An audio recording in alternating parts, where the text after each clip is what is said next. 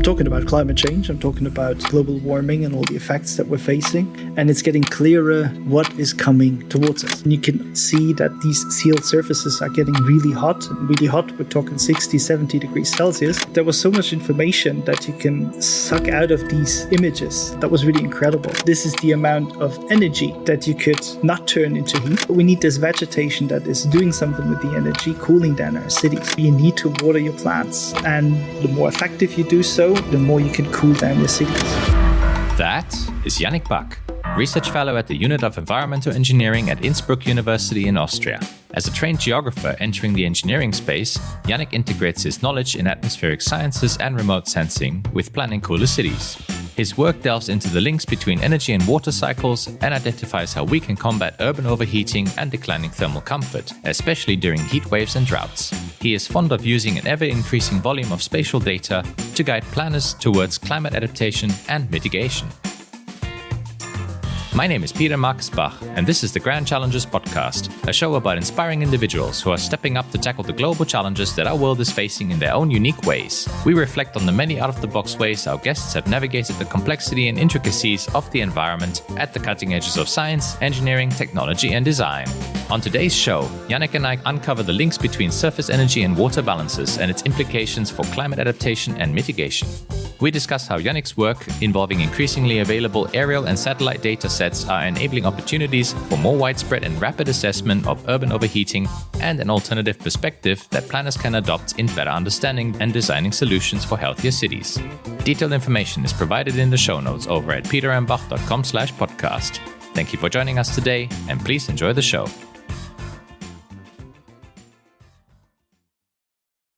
Great to have you on the show, Peter. Hi. Oh, no, you're doing the welcomes for me. I just realized I should be visiting Innsbruck at some point, and that was actually the intention with this episode. It was. To find an excuse to actually visit you on Innsbruck because it's close to my heart. I spent in total 6 months there over the course of 3 years during my PhD and absolutely enjoyed it. It's lovely. Definitely wants to get you on and to hear your story beforehand, and I'm glad that we found some time. Yeah, finally. So welcome to the show, Yannick. Thank you. Thank you very much. Thank you for having me here. Yeah, pleasure. And it seems like autumn's in full swing. It's actually funny when listeners listen to my episode, they're probably going to think, oh my God, the previous episode was in summer and now we're in autumn all of a sudden. I guess climate change is, it could be blamed for that, or it's just my lack of organization to get recordings on time. But nevertheless, we're here now. We are. I'm not so sure if we really, yes, probably. You can call it autumn still. But there was an abrupt change from summer to autumn. So okay. At least here. I'm just calling it autumn because I'm trying to foreshadow a topic which I thought was really funny when I first met you, and that was your interest in ice hockey, because I think that season's going to start very soon. Yeah. I didn't realize that you played ice hockey, and pretty seriously. I did. Unfortunately, not anymore. So the season does not start for me, although I still follow it. At least, follow it is a bit too much. So I'm still into it. I mean, you can never get away from it. It's something that is in you. And you actually played on the national team of Luxembourg at some point in your short career. Yes, I did. I started quite late. So basically, if you talk to somebody from Canada, they start at the age of 3 or 2. They start skating before they can even walk. That was not the case for me. So I started by the age of 11 or 12, really late. So I was able to walk before I was able to skate. At least that's positive. But yeah, it was a challenge because you first have to learn how to skate, and then you have to learn how to handle the stick, and then you have to learn how to play the game. But immediately you fall in love with the game. You fall in love with everything that is related to hockey. And that is what is just filling up everything, the whole room, your whole soul, everything. So I was really into it. I really did a lot of extra work for myself. Obviously not enough, otherwise I wouldn't sit here, but maybe in another ice hockey rink, I don't know. No, I wasn't that good. I was okay. It was good for the national team of Luxembourg, which was an honor, a great one. To represent your own country, that's a dream of every sportsman or woman. So Yeah. Just hearing the idea that you have to start before you can even walk reminds me of an experience I had when I spent some time in Austria in December in 2010. And that was my first time doing downhill skiing. Ooh, and that's another kind of activity that you have to grow up with, yes, because otherwise you have no clue what you're doing and it's completely foreign to your legs, I would say. Yes, it is. It really is. Yeah. I started that a bit earlier, But still, yeah. I mean, you have to grow up in Austria or somewhere in the mountains to really feel that. Yeah. Yeah. And as we've sort of already mentioned, you didn't grow up in Austria. You're actually from Luxembourg, but you've been in Austria for the last, how many years now? It's now 12 years. And so what brought you to Austria in the first place? That's a long story. It actually started after high school. When I finished that, I didn't really know what to do. Actually, to be honest, I had so many interests that I really didn't know what to do. I knew at the time that I wanted to somehow study something, but I couldn't really come up with something. I was interested, as we already mentioned now, in hockey, but also in a lot of other sports. So what popped into my mind was doing something like sport management. I loved events. I loved going to events, be it some sport events, be it other musical stuff. So maybe doing something like this was something that popped into my mind. There was a lot of other interests as well. I finished my high school with a specific, specialized, so to say, in architecture. So that was something that was of interest as well. And there I was, not really knowing where to go. Now, obviously, you have to leave the small country of Luxembourg if you want to study, because we do have a university now and it's growing and growing. But at the time, it was still a little smaller and you definitely can't study everything you want. So you need to leave. Then the first question is, where do you go? So what I did is I just figured out I just wanted to go away, more or less as far as possible. So I decided to visit Australia. Interesting. So wait, not to be confused with Austria. Or did you actually... That was the kangaroos before. It reminds me of the shot glass I have. You can buy that in Austria, actually. So listeners, if you're ever in Austria, you can get a shot glass or T-shirt or any kind of souvenir with the famous yellow Australian diamond sign saying no kangaroos in Austria. Exactly, yeah. So you were in Australia. Whereabouts? Brisbane. Okay. Yeah. So what I figured out to do is, until I know what to do exactly, I just improve my English and go to another country. I mean, I'm not so sure if Australia is the perfect place to learn English, but that's maybe another story. Do tell me. So it was hard at the beginning, but I mean, the longer you're there, the more you speak, things become clearer. And I visited a school there as well, so an international language school, and I did my homework as well from time to time. So I spent a couple of months over there. I think it was in total 8 or 9. And then came back home. Before I came back home, I actually got to know somebody, and he was from just next to Innsbruck, actually. Oh. And I had a chat with him about the future and all these chats that you have after a beer or two. Existential conversations. Exactly. Really deep stuff. And then we just ended up figuring out where to go. Where do I have to go now? What do I have to do? What do I want to do? And initially, I thought, okay, let's go for the sport management. Let's try to do something in this direction. Let's start it all there. And then it was just about figuring out where to go. And he said, sport management, I mean, there are lots of good universities in Germany and elsewhere, but Innsbruck has a good reputation as well. And if you want to try this, you can definitely do so. And there was another friend of mine who started a year earlier. So he wasn't going to Australia, but he was straight going to university. And he started in Innsbruck. And that's how more or less I then ended up in Innsbruck, telling myself, okay, one is already there. He said everything is fine. So let's try it out. And then I just went there and started the first courses and started the first semester. And I was like, okay, sport management. And the only thing I had to do was counting numbers and I don't know what else. So really just the basic stuff at the beginning. And I was sitting there and telling myself, do I really want to do this for the rest of my life? Sudden realization. Yes. Just a few months later, I dropped these studies and switched to geography, which I then obviously also mastered. Yes. So I did my bachelor's and master at the Faculty of Geography at the Institute of Geo and Atmospheric Sciences. And that's how I ended up in Innsbruck. Thinking that you would end up pursuing all the sports that you were so passionate about and instead looking at maps, spatial processes. Exactly. That's actually the funny thing about it. I really started initially thinking about having the interests somewhere completely different, or the main interests where I could see myself making a living out of it, just because it was a passion. Obviously, it still is. I mean, right now, but that's a different story. I can't do much sport. But doing sports, watching sports is still a passion. Yeah, it's something that I just grew up with. So why not making a living out of it? But all of a sudden, it was not feeling right. It was not the right thing to do.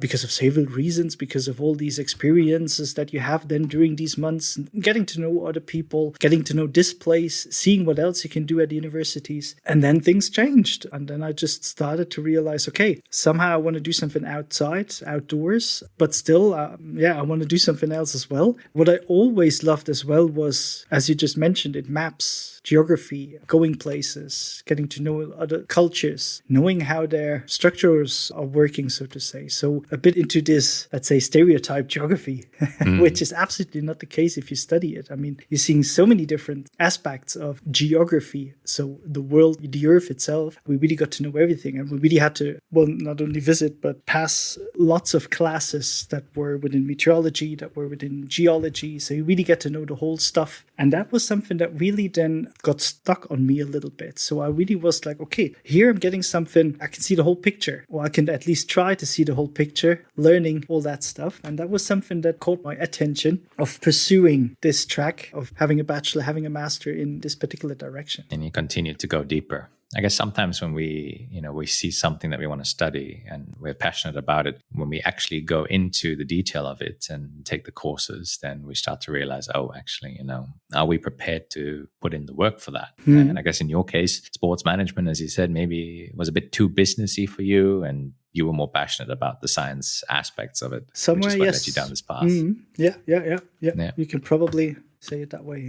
Yeah. But as a result, in a way, you went from bachelor to master's. You've actually got a chance to play around with lots of interesting tech as well in the geography space, which I'm sure we'll get into in the discussion. Then moving on to the PhD in engineering sciences, which is where you are now. Just finished a year ago now. I think it was a year ago since I came to the defense. Yeah, I mean, 1.5. 1.5, yeah. Yes, 1.5 years ago, yeah. Time flies. It does. And since then, developing your own research track and also just applying the stuff that you've been developing throughout your whole research. So you're in a topic that we've actually only featured once on the show before in great detail, which is urban heat. And that was actually in episode 16 with Matt Santamuris, who you've actually co-published with as part of your work as well.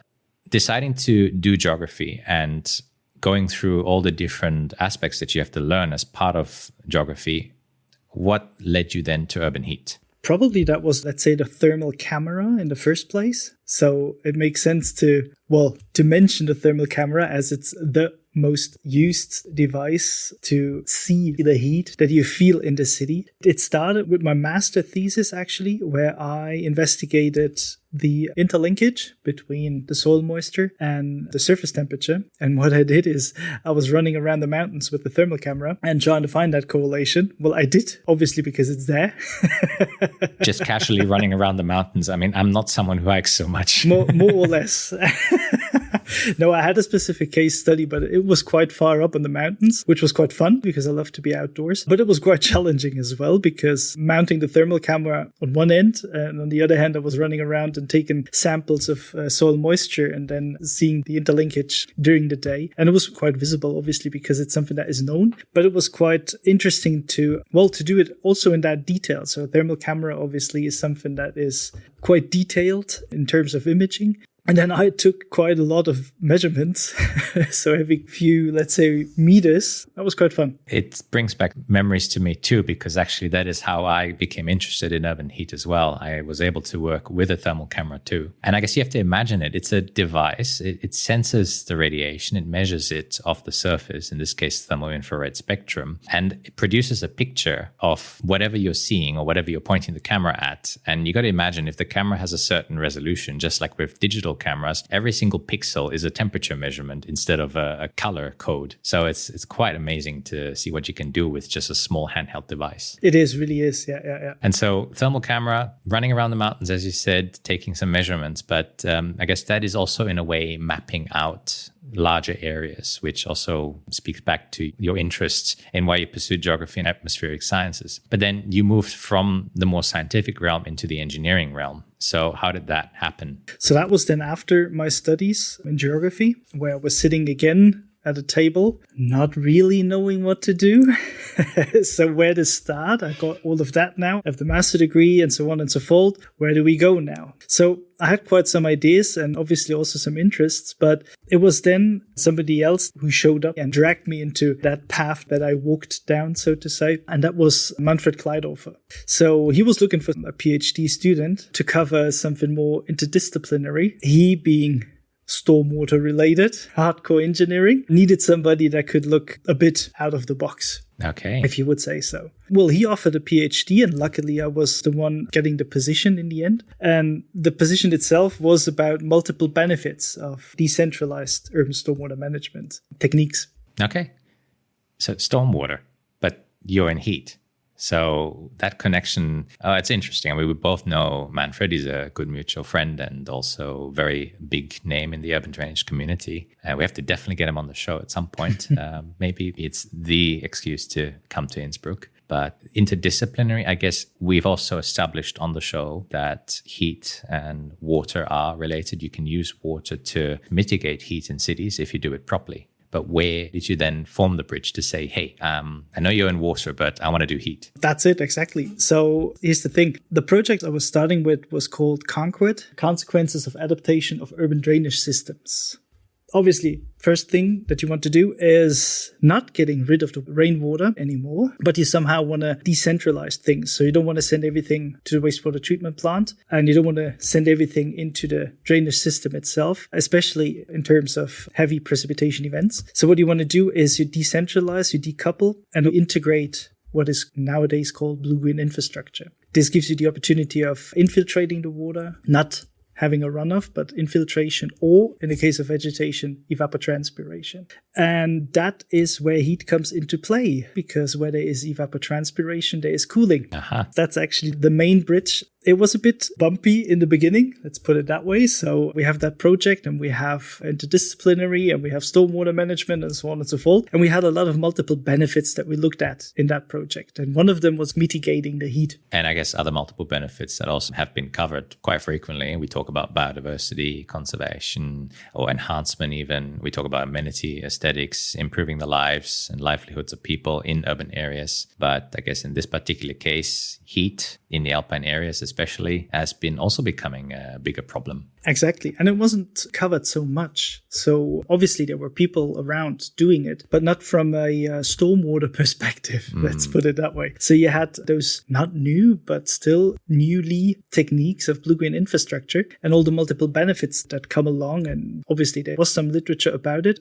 Well, to some extent, if you look at it from today's point of view, it was just logical that I was going into heat with all the background. And that was something I really admired, is that Manfred really gave me the free choice of going somewhere. And obviously I chose heat and digged deeper into all these kind of things that came along then. And he was not only fine with it, but it turned out to be really, really interesting because there wasn't much going on from this point of view. And we had a lot of opportunities. So. And I guess if you could sum up your PhD, which is really what underpins where you're at now, in a few sentences, how would you describe it? Well, probably it would be something like developing modeling approaches to better depict or better show the advantages of blue-green infrastructure in terms of cooling cities. This, in a way, can unfold itself in many approaches, which is what I would love to get into and, in a way, shed some light on how some of these techniques are very powerful, especially in the planning landscape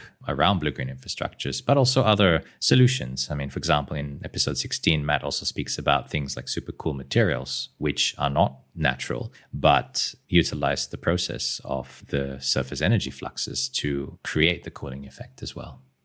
So if you're in an institute with environmental engineers, and I remember from my first visit to Innsbruck in 2010, and then my successive visits after that, blue-green infrastructure wasn't very known at the time. And also there was a lot of talk about there being far too much water or enough water in the alpine regions. And I know Switzerland still talks about that, even though we are starting to think about, water scarcity, issues around sustainable water management. But coming into an institute like that, where do you begin? Oh, that's a good question. Where to begin? Well, definitely. We have a lot of water in the Alps, and we have enough water in Innsbruck to cover mainly everything. Sometimes we even have too much water, which is obviously one of the main problems that we're facing. So where to start? That's a really good question. I started by looking at the possibilities that blue-green infrastructure could give in terms of heat mitigation. So what I had brought into play was the GIS. So the geographical information system and everything that comes along. And what comes along with it is beautiful maps and a lot of data sets that you get from all kinds of remote sensing devices. As a trained geographer, I think, you'd be pretty familiar with what's out there. And it's, I guess, tools that are still, I would say, foreign to engineers, even architects. In my own experience, GIS is still more in the spatial planning domain and in the geography domain, but engineers still rely on CAD, computer-assisted design, and architects as well. So definitely an opportunity there. Yes. And well, in the beginning, I played around with it a little bit, I have to admit. So I took some, let's say, free time. You do. And played around just figuring out what can we do with it in terms of stormwater mitigation, in terms of heat reduction, in terms of blue-green infrastructure. And it turned out that I was given the chance to get some data sets that were really interesting, at least for me, because they had just such an incredible detailed information in it. The accuracy was beyond anything else that I've seen before. Usually when you talk about remote sensing, you talk about, in the best case, tens of meters in terms of accuracy of the image that you're looking at. And here I was given a chance because Land Tirol, what they had done was they had a data set that was from 2016 and was covering the whole city with an accuracy of 0.2 meters, so 20 centimeters. 20 centimeters. Exactly. And this was an image, a visual image. A visual image that was holding the information of the spectral reflectance. In this case, the visible light, so you could see everything in the visible spectrum, which gives you the normal image that you would look at. So illegal parking and a few other things as well. Exactly. Number of people swimming in the river when they shouldn't be. That sort of things, yes. But it also gives you the information, at least slightly, about the infrared. Okay. Just above the 900 nanometers. And between the 600 and 900 nanometers, so that's exactly that switch between the visible light and the infrared light. And that's where you have something very, very unique to vegetation, a signal that is called the red edge.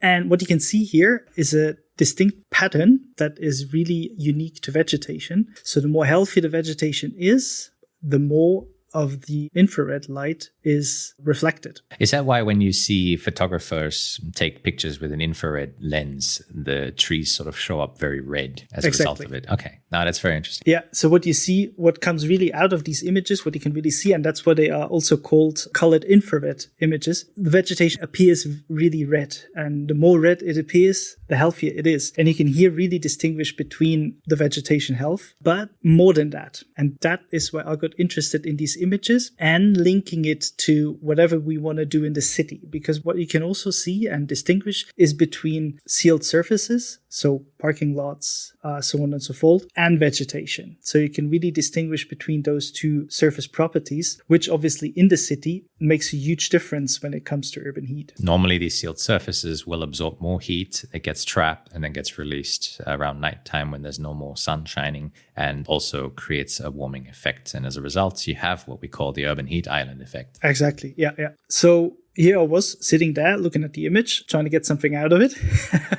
What I first did is, we had actually no clue in terms of temperatures of specific surfaces. So there was literature out there. If you say, blue-green infrastructure, we want to implement, everything gets green, cool, but by how much? What's the difference? What are we looking at? So you have your surface temperature, and you can see that these sealed surfaces are getting really hot. And really hot, we're talking 60, 70 degrees Celsius. Oh, wow. While the vegetation stays at around air temperature, only because of the fact that it's doing something with the energy coming from the sun, not turning it into heat, but doing something with it in terms of photosynthesis. So energy is getting converted. I remember once that we were sitting in one of those project meetings and Wolfgang Rauch was with us. And he was asking a question, or he was just implying this question to be answered straight away because it was so obvious. And he was asking, well, if we implement blue-green infrastructure, by how much degrees Celsius can we decrease the heat load, so to say?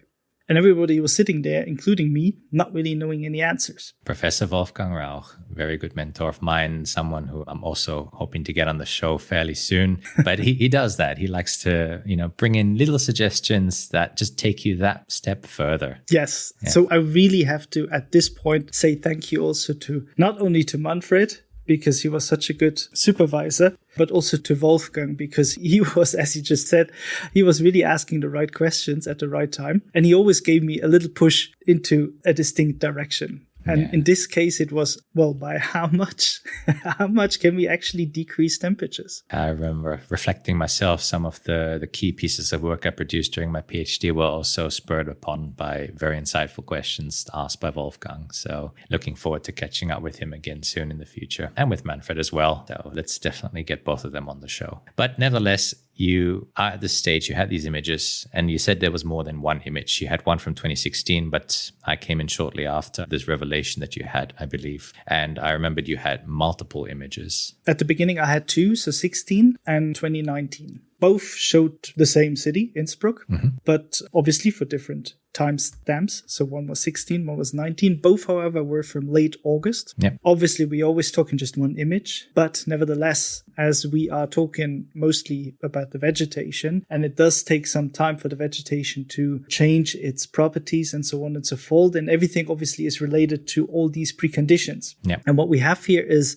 2016 was a fairly wet year. It was also rather wet during summer times. And you can see that. So the vegetation is healthy. There's lots of water in the system. So you really have that red color that we talked about. And on the other hand, 2019 was a really dry year. Obviously, because 2018 was the beginning of the 3-year drought in Europe. So 18, 19, 20, somewhere around this area, there was a drought hitting Europe, and you can see that in the image. I remember during that time, we also heard lots of news reports of forest fires in the Mediterranean regions as well. I believe it was around the same time. And I guess the alpine regions were not spared. Nope. Unheard of, but definitely got people to act. And in a way, that's where you had the opportunity to then go deeper and really start applying methodologies to, I guess, on the one hand, first assess what are the magnitudes and then mitigate as a result of that. They always say what gets measured gets managed, but in this case, what gets modeled can also get managed. And so you began with what you like to refer to as the rapid fine scale approach. Tell me about the rapid fine scale approach.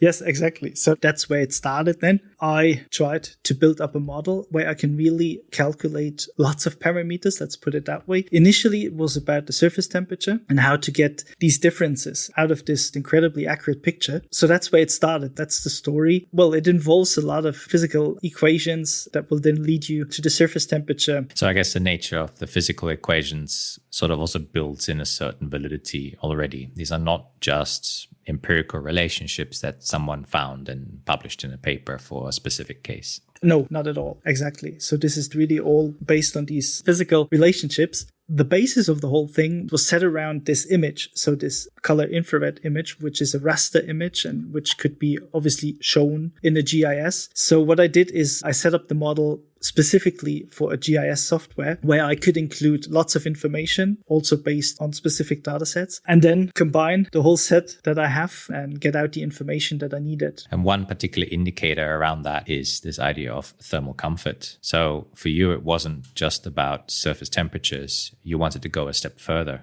I often talk about this with people that I work with, that surface temperature is actually not enough to really have a good assessment. It's a good starting point, but you need to take it at least a step further. Air temperatures at least. But you went one step further, which is thermal comfort. What's the difference between knowing air temperature and thermal comfort? Well, air temperature is part of the thermal comfort, but there's more behind it. So what really is steering the thermal comfort in the first place is the radiation itself. So you have the energy coming from the sun, hitting an object, be it the surface, but be it also the human being. And that is obviously immediately, discomforting you in terms of when it's really hot and you're standing under the sun, you can feel the heat. That's exactly what is going on. This is the radiation that is immediately turning into heat or immediately discomforting you so to say. Yeah. And then there are different other parameters that are very important. One is the wind. Wind speed is something that is, especially when it's cold, it feels like it's even colder. Yeah. That's something lots of people are familiar probably with.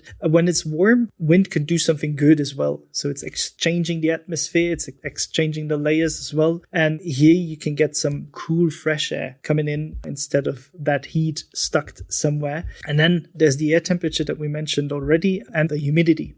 We all know it from the tropics. When it's really humid and it's really hot, then it's really not comfortable at all. Not the best location to be in at that time. Yeah. And that is where humidity, so to say, is coming into play. The drier it is, the more comfortable it is again, although knowing all the other parameters, so keeping it in mind. Yeah. So in a way, it's not enough knowing the air temperature. It makes sense because if there's a nice cool breeze, then that's a nice place to be. And if it gets too cold, then it doesn't matter how warm it is outside, you will probably still freeze. And then, humidity. I mean, you don't have to tell me about that. I grew up in the tropics, but I think people will notice that it's sometimes not exactly the best place to be in when it's warm and humid. Exactly, yeah. I think there's also one particular example that stood out from your first piece of work, which was areas with highly reflective surface. And this is perhaps something that people don't really think about. But say you're in a street area and all the surfaces are white. They actually have to realize that colors we see are based on reflectance of light, and white often means that a lot is reflected. And so,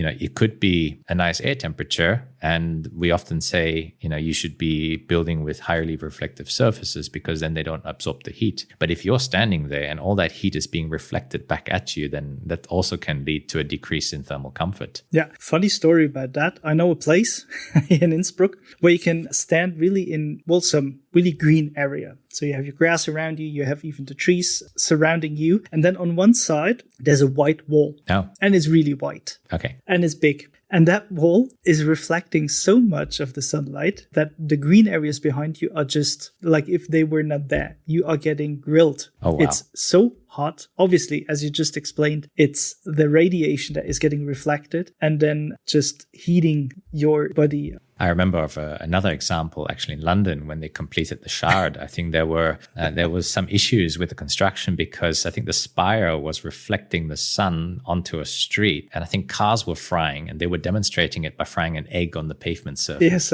exactly. Yes, stuff was melting there actually. Oh, geez. Yeah. Well, we have to find that. We have to find the article for that and put that in the show notes for the listeners to read about, because that's just the perfect example for how managing heat is not just about putting in green and using reflective materials. At the end of the day, it has to be usable by humans who live in the city. And if you have these weird occurrences, then you're not exactly ticking the box there of heat mitigation or, heat control. Exactly. No, what you have to know is your reflections.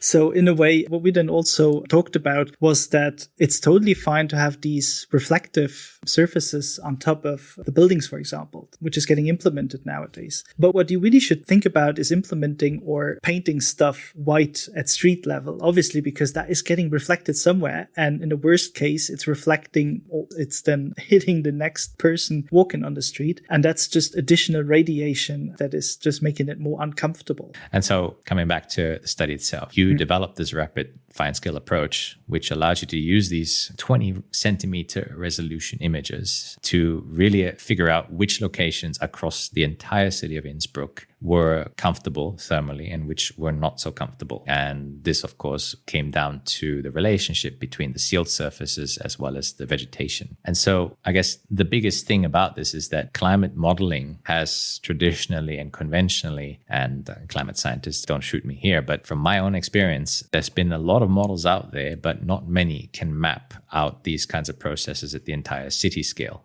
Not with this accuracy. Yeah. And so why don't we do this more often? I mean, couldn't we get this data more regularly? Is it becoming more common for these kinds of data sets? That's the drawback right now. So these images that I got were shot every 3 years. So there was one in 16, one in 19, and then I got another one in 2022. So these images actually were shot from an airplane. So they flew over Innsbruck and took these images. There is another opportunity, obviously, the satellites. There are lots of satellites out there. We don't have to talk about the amount of satellites. And all of these satellites have a lot of sensors on board. And lots of them have also sensors that measure the surface temperature and lots of other stuff where we can then calculate surface temperature and other parameters as well. And here comes the resolution into play. So while you have this opportunity being so low in altitude with the airplane of easily increasing your accuracy of the image, not so much with the satellite. What is pretty common right now and freely available is something around 100 meters of accuracy, so 100 by 100 meter. Okay. Which is okay. So a building or two, if you're looking at a city. Yeah. Well, landscape's totally fine. Yeah. In a city, complicated. Then you have data sets available also going down to 10 meter by 10 meters, freely available. And then it's starting to get interesting because that is some scale where you can actually see differences also inside the city itself. Yes. Yeah. And so I guess trade-off would be you can either get a very detailed spatial resolution, but then you have to decide whether you want to cover the whole city or whether you want to cover the time domain as well, because these processes are not static. I guess you had to look at it at a certain point in time. Oftentimes you would take maybe the hottest part of the day or maybe at night when the heat island is active, but it is a trade-off. And I know many climate models, conventional ones and popular ones that are being used, they decide, let's go small region, but we jack up the spatial resolution and we look at the change over a 24-hour period. And in your case, it was the other trade-off where you said, I'm going to look at the whole city because I need to understand what's happening across the entire urban space so that we can make decisions that may affect the entire city. Yes, exactly. And then with such a detail of 20 centimeters where you can really pick up this detailed information about what happens when we implement stuff or when we don't. No, that's true. That gave you a starting point, a very different approach compared to what you would normally see for lots of climate modeling. But you weren't satisfied with just that. You wanted to actually bring in that third dimension. You didn't want that trade-off. And so you then ventured into an area that I still shy away from, even though I like math, but I'm not the big math nerd. Computational fluid dynamics is something that is also often considered in climate modeling because it's a three-dimensional process. Give me your take on what is computational fluid dynamics, or CFD for short, and what you then did with your fine scale approach. So what we were lacking also was obviously the dynamics. So we had a static picture, also static parameters like wind speed and air temperature. So basically calculating the same wind speed and air temperature for every single location inside the city, which is obviously not the truth. So I needed to get this in here. I needed to get some dynamics into especially wind speed and air temperatures because those are the variables that are very sensitive in terms of surface temperature and also human thermal comfort. So CFD was something that lots of people, but some guys at the Institute are familiar with CFD. And so I just went back there and talked to people. And I was basically asking of whether they could help me out here, having something like a CFD tool and the possibility of getting this dimension into play. And in the end, we figured something out. CFD is basically used in the first place to, you have a 3D model of your case study. In this case, I also have to mention not the whole city because that's a lot of information, even for CFD software, and it takes a lot of time to run a whole city. So we focus on a specific area with all the ingredients that you need to get CFD fully functional. And what it's based on is that 3D model of the specific case study. And then CFD is calculating on a three-dimensional basis the wind velocity, the air temperature on every single step, so to say. So really, really accurately throughout this case study. And you really get your differences in the wind speed and the wind patterns. You have your canyons, for example, so on street level, the buildings left and right and the wind going through it. This is really something you can then really depict here and get the information about, okay, here wind speed is picking up, it's cooler here because, and so on and so forth. And this information was then translated into my GIS model. So I got this input variables of wind speed and air temperature for this specific case study for every single point.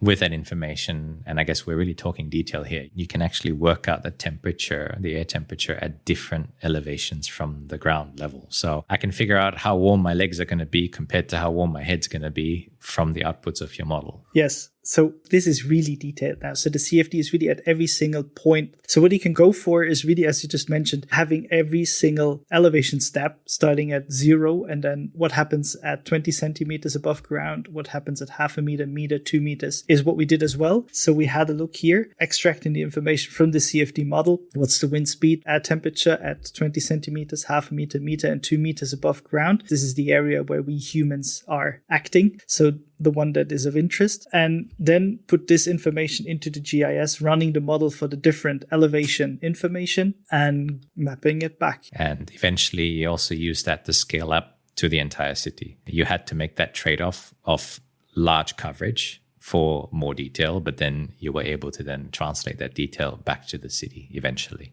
Yes. Obviously, doing this with CFD on a citywide scale was impossible just because of the computational time. It would just take too long. So we needed to come up with something else, or at least that was my intention of coming up with something else, getting this information differently. And that's where surface energy fluxes come into play. To me, that is really the crux of the work that you then produced. And it actually comes back to a quote that I've actually used on previous episodes before, in particular episode 33 with Bill Hunt, where it just came to my mind when I was speaking to him. And that is a quote by Jacques-Yves Cousteau, who basically said, we forget that the water and the life cycle are one. It doesn't say specifically energy, but that definitely belongs into that quote somehow. But in a way, you, through all this work and working with the trade-offs and not giving up on the trade-offs, figured out that bringing the water back in, you start to see relationships that then have implications for how we work with vegetation in our cities, not just building the blue-green infrastructures and other mitigation measures, but also the role that water has to play. Yeah. So here's the thing. You have your surface. Obviously, you have your surface temperature, you have your thermal comfort, you have your wind patterns and your air temperature. That's most of the ingredients that you need to determine the heat load. But then you have your surface itself, and that surface has distinct properties when it comes to the surface energy balance and the surface water balance. The water balance is the easy part. Well, if it's a sealed surface, parking lot, you have a lot of runoff, you have less of infiltration and almost no evapotranspiration. So nothing that goes away, everything just drains into the drainage system. You say easy part, I can imagine half the urban drainage engineers now swearing and cursing. Sometimes it gets complicated, but nevertheless, yes. That's totally right, yes. So that's one part, that's the water balance. And on the other hand, you have your energy balance. So you have all that energy coming from the sun hitting that surface. And then that energy is being used. So we mentioned it, especially vegetation is trained on using this energy for photosynthesis, where they produce sugar in order to grow and staying healthy. And then on the other hand, what they do is they use water to get the nutrients out of the soil. And then they push back the water on top of the leaves. And the whole water is then vaporized into the atmosphere. And this obviously is then again cooling down the atmosphere just above ground. That's this cooling effect that you have when you talk about evapotranspiration from plants. Yeah, okay. And if we go into the theory, when you talk about the energy balance, there's really 3 fundamental fluxes that come from the solar radiation. You have the sensible heat flux, the latent heat flux, and then the heat that is stored in the substrate or in the ground. So there's less components for the energy balance compared to the many that we find in the water balance, yet apparently it's more complicated. Please enlighten me. No, you're totally right. So in the city itself, obviously, there's more energy, there's more heat coming into these equations. For example, anthropogenic heat coming back from cars, so on and so forth. But yes, on the surface, that's it. So you have your 3 energy components, the sensible, the latent, and the substrate heat. And just briefly, what they do is you have your sensible heat, getting the energy from the sun, hitting the surface. And what happens is that everything that is partitioned into sensible heat is immediately heating up the atmosphere above. So that's why it's called sensible. It's sensitive.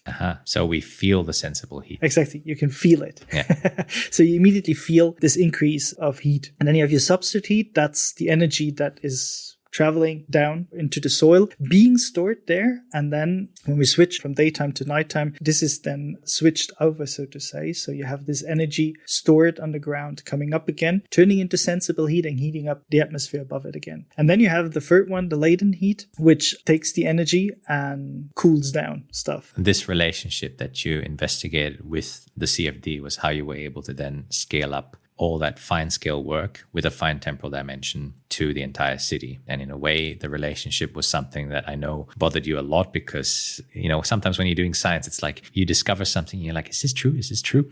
And I guess it was a revelation.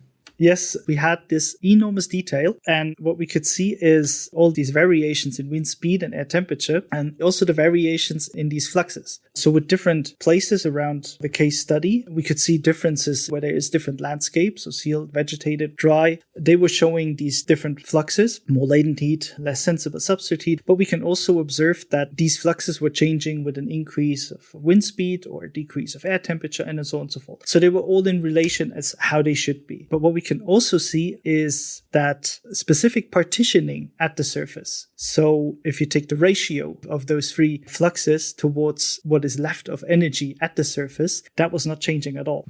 So you really had your specific surface with a specific pattern of partitioning of these three fluxes, and that was stable throughout the case study, despite the changes in meteorological conditions. And so that allows you to then apply these relationships to other parts of the city, even those that you didn't feature in your CFD model. Exactly. That's the main point behind it. What we were able to dig deeper into now was it was not changing with meteorological conditions, but it was changing with water availability and changing landforms. So what we had here was really the tool to see what happens when you implement blue-green infrastructure, so change from something that is sealed into something that is vegetated. And then when it's getting a lot of water, it's even better. And that's what we were really able to show here. What happens when you do that? And coming full circle to answer Wolfgang's curiosity, I guess, because now you're able to then figure out, well, how do you implement solutions and how much is required, or what kind of reductions can you achieve depending on what you have. However, I turned back to him and told him, I still don't know.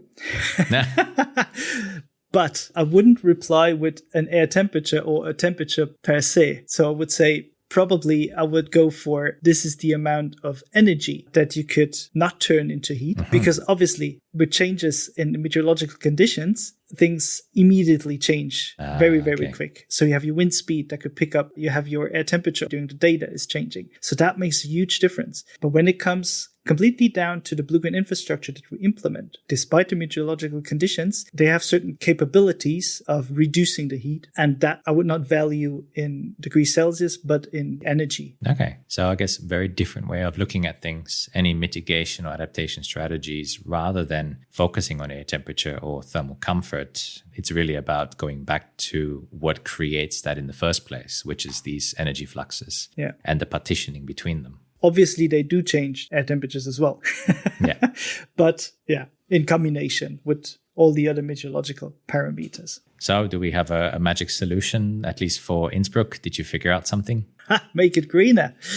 Yes, we did. We had a deeper look into all that stuff. We have this now. We know approximately what we want to achieve. So we want to have a lot of that latent heat, as we mentioned. That is turning everything cooler. We want to have less of both other fluxes. And what does that mean? Where do we see something that we could call, let's say, when do we talk about a cooling effect and a warming effect? And we were actually able to see this relationship. So with a distinct proportion of these three fluxes, we were able to really find out a relationship on when can we call it a cooling effect and when can we call it a warming effect. So obviously the more there is going into latent heat, the better. But there is then a threshold where those other two fluxes are just superior to the latent heat. And then we're not talking about a cooling effect anymore, but we're starting to talk about a warming effect. That's where we could start distinguishing between surfaces that are cooling and surfaces that are warming. And so strive for the right process rather than the result, because I guess you're encountering so many different aspects in terms of climate change, and that simply setting an indicator around the result, such as air temperature, is no longer sufficient because it might become harder to achieve. Whereas adaptation maybe,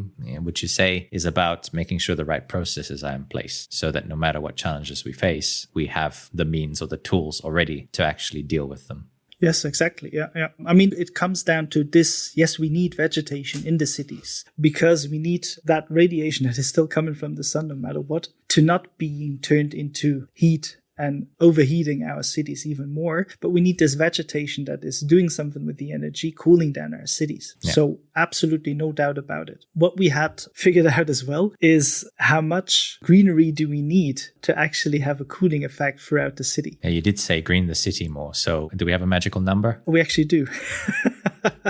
It's, well, the other way around. It's a maximum of 11% of the degree of surface ceiling in the city. So of your entire city's area, so thinking of roads, buildings and everything. Exactly. 11% of cover. 11%. So 89% should be green. So what is Innsbruck at now, roughly, ballpark? I think it's at about 35%. Okay, so Depending on the area around it. But yes, it's about 35%, I think. so quite a bit of work still to do. Yes.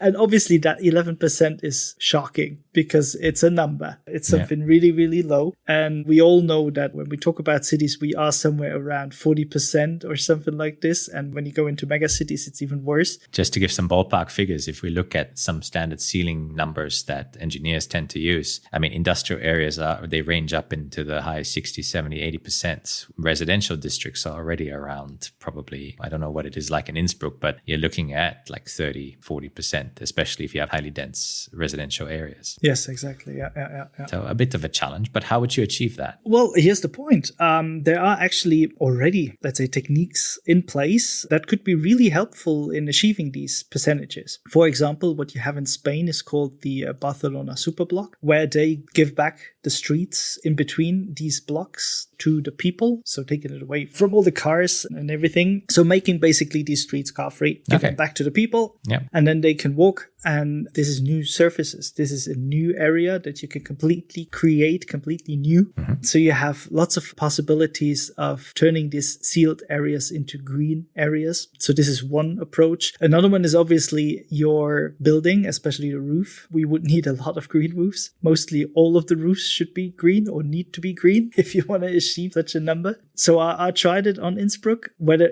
it would be possible or not to get somewhere near this number. And actually, yes. So if you have all your roofs green and then you take away a lot of other sealed surfaces and turn them into green, but you would be still left with all the main roads and still some minor roads as well. So there would be still a road network completely functioning around the city and inside the city. Then you would end up with that number of 11%. So it is possible. Theoretically, it would be possible. Yes. Not just utopian. But I guess that requires a lot of planning and also conflict points, I guess. Yes, it would look like one of those pictures that you would probably get when you put green city in some AI software. Okay.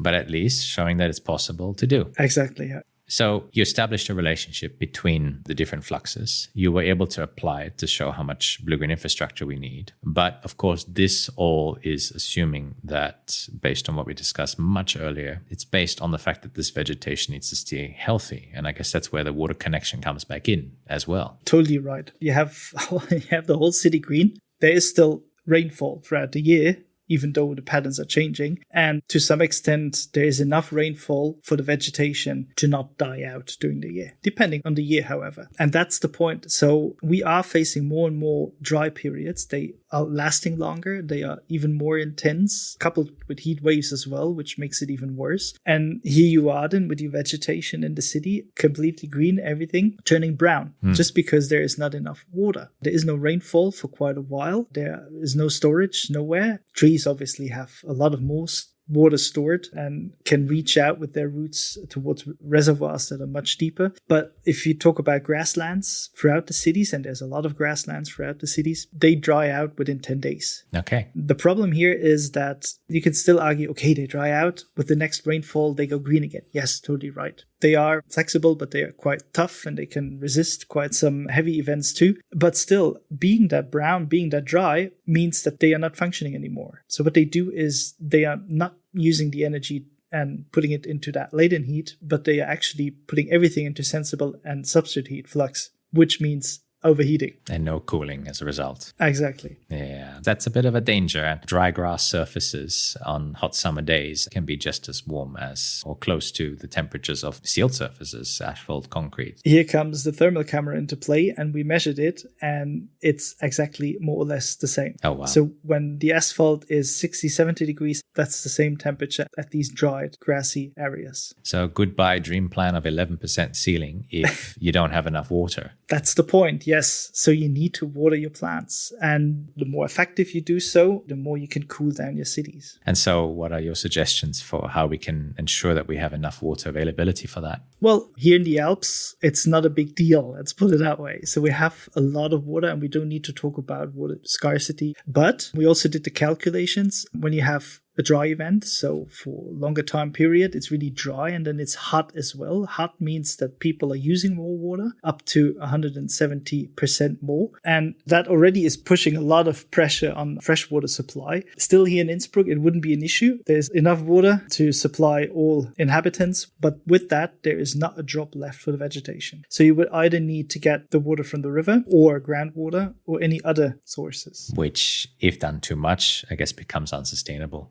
And that's the issue, yes. Then we are talking about sustainability. And obviously what you want to achieve at one point is also a sustainable water cycle, even inside the city. So you should not take too much water from your sources. But, and that's what we have to talk about then, is water recycling. There's a lot of water already in use. That water can be recycled, reused again, especially for irrigation purposes. And that's how you at least going towards sustainability. It's a step towards it, and it should be in the back of our heads then when we plan. It's not just enough putting vegetation around, but you got to make sure that there's enough water then to keep them healthy. Yeah. And in a way, that's going to become even more of an issue going forward with climate change. What are some of the key challenges that alpine regions such as Innsbruck are going to be facing in future? I mean, we are probably not so quick facing these water shortages that we have elsewhere, even in Austria. So there are locations where this is really dangerous already. There, even more, you would need to promote these water recycling techniques. Here in the Alps, just like everywhere else then as well, it's getting hotter, it's getting drier. So still there's a lot of pressure on the ecosystem. Also, all the cities themselves, they are getting overloaded with heat as well. Overloaded with heat sounds a bit unscientific, but it's just that amount of heat, longer lasting and higher temperatures, that is really putting pressure on the city, on the inhabitants, and on the ecosystem as well. And then tourism, ski resorts, there's not that much snowfall anymore. There's more rainfall than snowfall. Patterns are changing. Yeah, so there are lots of challenges when it comes to climate change that cities in the alpine regions are facing. And I guess it's keeping an eye on not just the one aspect, such as heat, but also some of the work your other colleagues are doing, which is around flooding, as well as some of the other benefits of blue-green infrastructures, or just generally challenges that we could also solve with regular infrastructures and better planning. Exactly. That's the flip side of the coin. So on one hand, you have your dry periods. On the other hand, then that rain that is coming down as heavy precipitation. And usually you have your precipitation. Vegetation could store a lot in the soils. You have good storage and water availability throughout a long time afterwards. And with the heavy rainfall, that's gone. Runoff is just too big in terms of your soil that can't keep up with the amount of water coming down. A lot of that water that you usually would save is gone. And so you developed this rapid approach, you established these relationships, and all of this based on these 3 images and some more detailed modeling that you did. But data availability, I mean, you had these images for Innsbruck, but what's it looking like for the rest of the world? You've mentioned before, we're getting more and more satellites up in space. Do you think we can apply this globally? I know you've certainly been playing around with these kinds of images for the entire world. Yeah, we did it already. Not on a global scale as well. There is data available. Initially, what we did it for Switzerland with an accuracy of around 10 meters. That was quite, let's say, fun in a way of seeing that it works, that you can see the same patterns as we have seen them for just the city of Innsbruck. And there was so much information that you can suck out of these images. That was really incredible. And then we took it even further and tried the whole world, knowing that there were some discrepancies that we need to keep in mind. But nevertheless, it worked as well. It was a much coarser accuracy, obviously, but it was covering the whole world. And even there, we can see those patterns that are well known. And we can also see patterns that were really interesting to us and where we want to go and dig deeper into these relationships that we can see here. And it all comes down to data availability. I remember I received an email from you one morning. Apparently, you were then going even further and you were trying it on some of the first images on Mars. Yes. You planning to move there in the near future? No, not really. It's still a bit too dusty up there and cold. No, not moving, but maybe I'll move one of my eyes towards the other planet, or at least one of those satellite eyes towards the planet. Yes, I was playing around with it just because I was stumbling upon some data sets that were provided by NASA, and they were freely available. It's the same image, again, that we have for Innsbruck or the other locations on Earth. It's the same sensor on a different satellite going around Mars. And we can basically calculate the same stuff, knowing that Mars has a different atmosphere and different constellations. So we would probably need to establish one more time all these relationships. But basically it would work, yes. Any vegetation on Mars? Not yet. Or things that are alien but work in a similar way? I just had a really small image available. There are much more. So it would really be interesting to do a lot of more stuff on it because we could really see a lot of differences in the pictures. But yeah, that's definitely some future work. I guess if I need to invest in real estate on Mars, I'll definitely come to you next time and ask your opinion before that. Maybe you can do some analyses of the entire planet so I can make the best optimized decision. So one of both poles is actually quite okay because there's at least water available. Ah, okay. Well, that's good to know. It's a start. We'll have to do some. We'll have to look at the multiple benefits before making that decision.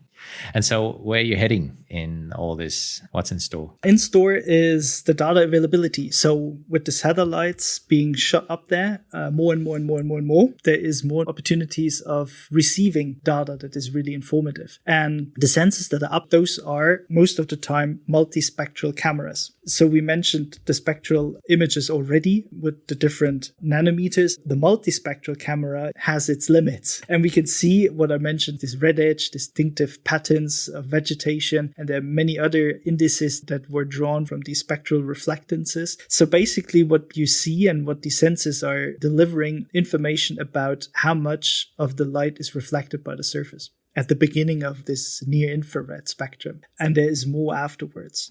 So there are different sensors out now, and more of them are getting launched into space, which are called hyperspectral cameras. Okay. And they cover all of that spectrum that comes after this near-infrared. So there is more accurate information. And this is, so to say, my near future, where I want to use hyperspectral imagery instead of multispectral imagery, just to have a closer look at these correlations in a more detailed way. I guess the saying is really true. There's more than meets the eye, especially in these sensors. Yes, definitely. And of course, the accuracy itself in terms of spatial and temporal accuracy is increasing as well. So you have more data sets available for much shorter time period, and your area is much more accurate as well. So there are improvements here in the next years and already now towards the data sets used 10 years ago. That makes it really lucrative in digging deeper into all these analyses. I guess the world of data ubiquity is really here. And with many more satellites coming, it's only a matter of time before you'll have plenty of images in much more frequent time spans. And that trade-off may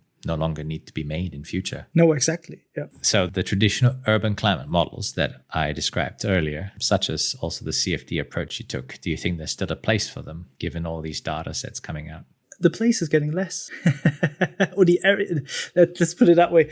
The computational time is increasing proportionally to the areas, so it's not feasible unless you have supercomputers. But even that is not feasible because of the costs. So I believe heading towards the direction that we are going now is probably pushing them a little aside, yes, because we can give more detailed information in less computational time than what is done with the CFD right now.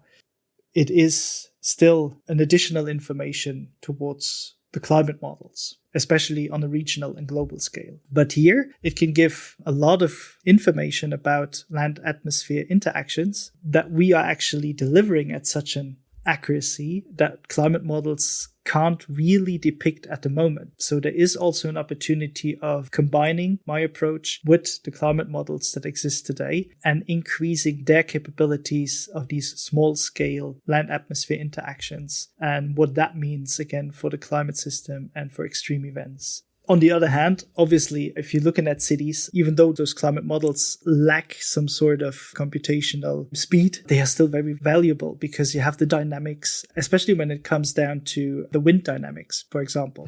This is something that is for cities in distinctive areas very important and very useful as well. So you can make use of these winds coming in, cooling the air and cooling the cities. So here you can still have these dynamics inside modeling these patterns and give you vital information that with these data sets we use is not at this moment possible. So definitely complementary, if anything. I guess they always say, make the decision from multiple sources of information, and that only enhances the confidence in planning decisions you take, whether it's the 11% ceiling or whether it's water management or just figuring out when to protect the city during certain heat waves. Nevertheless, I think from what I can understand, despite data ubiquity, I think it's how we use it and how we can use the tools already available to us to really then create more climate adaptive strategies. Yannick, this has been a very deep and wide-ranging conversation around really looking at the data we have and what we can learn from the surface characteristics and analyzing the surface really about our cities, the dynamics of it, and really piecing together the water and energy cycles. But like I do with every guest, I'd love to ask you a few questions so that listeners can get to know a lot more about you. And so data, in a way, has been one big inspiration. It's always made you curious. But I guess when you get up every day to do what you do in the topic area, and also given that you moved over from sports and your love of sports, but what is that day-to-day inspiration that drives you to keep doing what you're doing? It probably sounds a bit romantic, but it's my kids. I have two wonderful boys. They are boys, so they can be not wonderful at all too, but they are awesome and they are the future. But if you just think about the future, and I'm sitting here being thrown at with climate change horror stories almost every day, and then you look at your kids, and I mean, they will be around, hopefully, I guess so, for quite a while. So they will feel the immediate impact of what we are talking about theoretically right now. So the best I can do is try to make things either understandable, more understandable than it is right now, so that we can act quicker, faster, and in the best that I can help making things better for them in the future. That's really something I'm looking at every day, more or less, and that keeps me up late during the nights, or that wakes me up early in the morning, not only because they are next to me, standing there, waking me up, telling me that we have to go and play. But yes, that's a major push. And caring for the future generation. Yeah, that's really beautiful. And it's romantic, but I think it's important. Definitely something I haven't experienced yet, but looking forward to at some point in the near future. I'll ask you for some tips there as well. I mean, the other one is obvious. Every scientist is in love with what he is doing. Otherwise, he wouldn't do it. And the more you are in love with that as well, you dig deeper into it. And the more you dig deeper into it, the more information you get. And the more information you get, the more knowledge you can actually come up with. Yeah. And that digging deep is something you certainly always showed back when we were working through your PhD. So I can definitely understand that. You get passionate about your topic. Is there a key moment, book, paper, or person that completely changed the course of your career or your mindset? Movie. Yeah. It was something I wasn't aware of up until a few weeks ago, or maybe a few months ago. I can't remember right now. I was reflecting once what actually drove me into this. I mean, we went through the story, how I got where I ended up, more or less. But there was one moment, and it was a movie that has some particular character in there that fascinated me. I should say spoiler alert for those who haven't seen the movie. The movie is called Interstellar. I know it's not Matthew McConaughey. I don't want to fly there to the black hole. I don't think, I wouldn't either. But... and then come back and everybody else is as old as I don't know. So no, that wasn't what fascinated me. What fascinated me was his daughter. Uh-huh. And the way she was, not his daughter, but the figure. Yes. So the way she was trying to figure out that equation to solve the problem of getting away from Earth in this particular movie now. So she had this particular problem, this equation, and tried to solve it. And that really got stuck in my head. Being able, first of all, to do so, to have the chance of having the time and the passion to really focus on that specific problem and then solve it as well. That really fascinated me. The level of dedication. Yes, the level of dedication, also of detail in it that you have to put into it. You really have to dig deep into something to really solve that problem. It is applicable to a lot of fields, a lot of life stories. Yeah. For me as well, it is this passion that I have of digging deep and deeper and deeper to really understand what is going on here. And then solve particular problems in my way, obviously modeling all these land atmosphere interactions. Interstellar is a very deep movie, I must say. I think I've seen many of Christopher Nolan's movies. That one in particular does your head in after a while, especially if you don't understand astronomy as much. But now certainly I think you can see the dedication and the way the world is depicted, the urgency of it, I think just hits the message home even more. But we won't spoil too much of the movie, but listeners can definitely check it out. I certainly know that the soundtrack is amazing as well. So it really lifts the mood. You know, if you know Christopher Nolan's cinematography is spot on. So yes, it is. Fascinating. If you had a magic wand and you could change one thing about the current situation that you're in, the world is in, what would it be and why? What I would hope for, what I'm still hoping for, and what I would love to change immediately is our attitude towards the problems we're facing.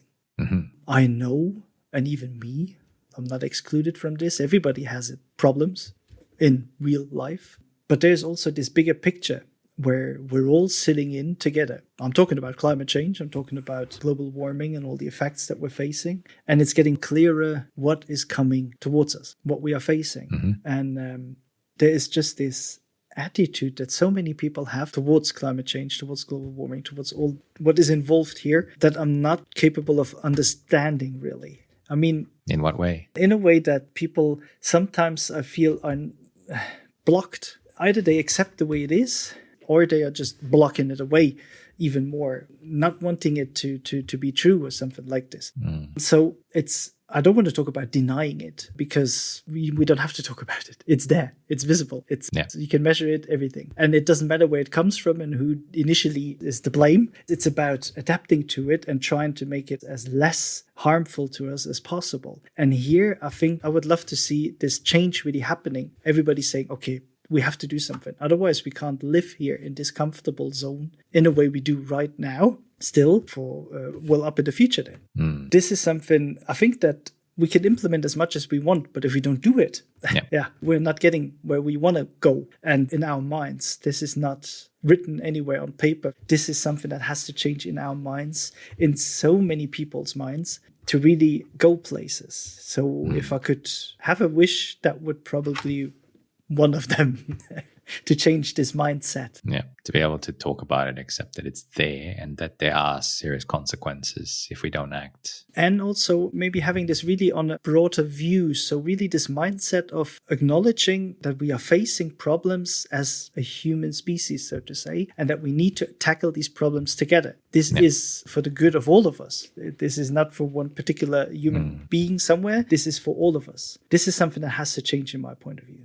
I guess the world at the moment is facing more polarization and it's really challenging. Not neglecting, however, all the they're not small, all the other problems that every single one of us is facing. Yeah. That I don't want to say. I just want to say that there must be a switch also in the mindset where we are as one human species facing and then tackling problems. Very good use of the wand, because I think if you change the mindsets, you spur on action, and then action creates that reaction and could lead to a better world as a result of that. Yeah, there's never a guarantee, but hey, I think we have a lot of knowledge. You can always try. You can always try, and we should be trying. So, no, definitely good use of the wand. What was one of the most challenging situations that you've ever faced in your career to date, and how did you overcome it? I believe, to keep it simple in the beginning, the situation of raising two kids during the PhD. I think here's the thing. You're facing your PhD. and so on and so forth. You're in the middle of it or starting it, and you have everything that comes along with your PhD to do, obviously, and you are in love with it. That's the other thing. And you want to do so much about it, and you want to dig deeper into it, and you want to spend so much time with it, and so on and so forth. And then, well, you think it's a good idea to raise 2 kids during the same time. There is never a best time to raise kids, probably. That's what people are arguing about forever. But I think this was really challenging because obviously you want to spend so much time with your kids. And then on the other hand, you have to go to work and you need to do your stuff. I mean, this is not a problem that is specific to my case and the PhD. This is everyday life. This is every dad's and obviously also mother's problems. You want to spend time with your kids, but you can't because you have to go to work. But here it was challenging also because, well, there were lots of things going on during that time. So the 2 kids came into our lives, and then we also decided to renovate the house a little bit. Oh, wow. What a great idea. Because obviously the 2 kids need a little more space. Okay, well, that's fair. It's fair, obviously, yes. So there was, within 1 year, especially, everything was coming together. Everything was really thrown at us. And that was a lot of, let's say, pressure. It was very time consuming. And as you can imagine, there is no sleep. There's no time for anything else than for work, kids. And then if there's time left, you help out with the renovation. So we did a bad job of managing our time in a way of when do we do stuff first or when do we do things. So this was the challenging time because it was just a lot at the same time. We could have avoided, we didn't, because you just want to go forward. So in the end, this was a challenging time, yes. And how did I overcome it? Through my wife. She is really a key pillar in all of what I have achieved. If she wasn't there, I wouldn't be sitting here. She made everything work out, so to say, yes, with my help, but she made the work at home. And that is something, that is of great value. That's beautiful. And knowing bad timing, and when it rains, it storms. It storms. You know, it did. If you had to go back and do it again, would you do it again? That's the point. I think if I compare my situation to other situations of other people, this is peanuts. This is nothing, obviously. But yes, it is when so many things are coming together at one particular point in time, you are just overwhelmed. And then you're more than happy for somebody like my wife to be there and go through these times together. And then you can do this, obviously, also. It is challenging, it is tough, but it is doable. And here's the thing, if you then think about, would you ever do this again? I would probably say yes. Because you know what beautiful things popped up taking these decisions. Not taking these decisions at this particular time, I don't know where we would be right now. So no, I would probably do it again. That is beautiful to see. You know, the tough times or the very busy times, they shape you, they make you more resilient, and they do. You'd gladly go back and do it because in a way you gain so much from it as a result. Yes, yeah, definitely. 2 kids, a PhD, and beautiful family in a beautiful house. So, thanks for sharing. And so you mentioned time management. You had some challenges there, but now surely you would have some tips and strategies that you can offer in terms of time management. Like, how do you now maintain a balance between your personal and professional life? I'm still working on it. It's the time management or the house renovation? No, the time management. This is done, thankfully. This is over. And I'm working on it seriously in a way of whenever I come home, I really let my scientific mind at the workplace. And I really focus on anything else but the scientific stuff as soon as I open that door. That's what I'm doing right now. That's what I'm working on. It sounds easy, but when you're, especially for scientists, when you're so deep into something and thinking about it, it's hard to just block it away, switch off and think about something else. It always pops into your mind and how was that? What was that about? And then maybe you are not thinking about anything and then somehow a solution pops into your mind and you have to think about it because otherwise it's lost. So it's not so easy, but definitely there has to be a work-life balance. And the moment you open the door back home, you should focus on your family and everything else than your work. And that's one key thing. Another one is doing sports a little more, that I'm working on as well. You have to have your balance everywhere. It's key also to your work. If you don't have your balance, you will also not be able to be as fruitful during your work times as you would be then. Are you revisiting hockey? That's a good question. I would love to, and I don't know how. Because right now there's a lot of time we have a lot of other stuff to do. With the kids, we want to do so many things. It's a good question. I don't know how to. I don't know. I will start running again. That's for sure. That's something I will do right now. Hockey, yes, I would love to. We'll see. One day. Definitely. One day. Yeah, well, when we have you back, we'll check in on the hockey part. Exactly. But yeah, thanks. Interesting tips, but I think a very important message as well for all of us to take on board, to be able to separate, even though it's hard. And I think that's reality, but being able to then pull those boundaries, I think, is incredibly important. Yeah. And so what advice can you offer to young researchers starting out? Fall in love with everything you do. Otherwise, you're not doing it properly. Nah. Independently of your family situation. So really just looking at the PhD, let's say student, try to find something that you really feel passionate about and then dig deeper and deeper into all of that. This is, to my understanding, what makes science. And this is something that the whole world needs. This is where innovation starts. So this would really be my advice. I think it really embodies who you are, how you approach the work. And I think something that young researchers can take on board as well. And so where can people find you if they want to get in touch? Everywhere. Most of the time, somewhere between the Alps or inside the Alps, let's put it that way, somewhere between the mountains here in Innsbruck. I will be here. So I will be around for, I don't know how long, we'll see. But no, actually, I'm stuck here. No, I will be in Innsbruck. I will stay here, also due to my family, obviously. We are not intended to move anywhere else. We love Innsbruck. I love Innsbruck. We love the mountains. It's a beautiful place. So here, yes, you can find me definitely in person. I will be here. I will be on conferences. I will be everywhere around. But other than that, you can find me on LinkedIn. Mm-hmm. That's maybe the platform I use the most, yes. And we'll definitely include that and more info about Innsbruck. Definitely worth a visit if you're ever up in that area, listeners. We'll include some of those details in the show notes so that people can get in touch. But otherwise, Yannick, it's been fascinating hearing your story and going deep into the world of data, satellites, as well as, the urban climates and climate change impacts that we're facing. And I really appreciate your time. Like I do with every guest, I always give my guests the final word. So one last message for the listeners to take away from today.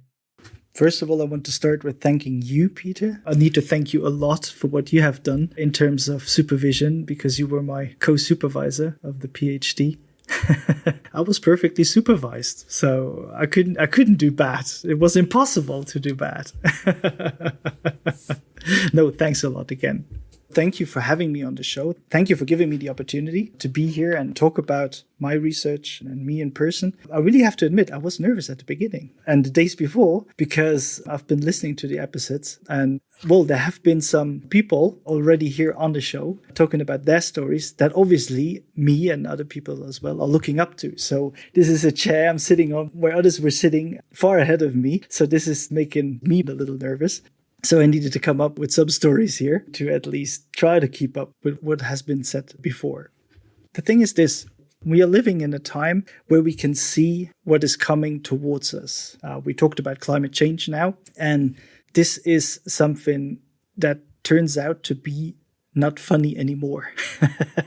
Those problems that we are facing now, they are becoming more and more obvious. And we have the technology, we have a lot of knowledge to adapt and obviously also to mitigate. So what we need to do is action. We need to do something. We need to stick our heads together. We need to think about solutions together, be it scientists, but also multi-transdisciplinary, and with the politicians and with all the administrative stuff and so on and so forth. So we need to get on track. Otherwise, I don't know where this track is going to lead us then. So what I would like to say is we need to work together much more than we do already. I mentioned the mindset, change that as well. So we really need to think about everything completely differently. We are living in a world that is really interconnected. You just have to look at social media. So why not use all of that? Why not be so interactive in all the other really, really important fields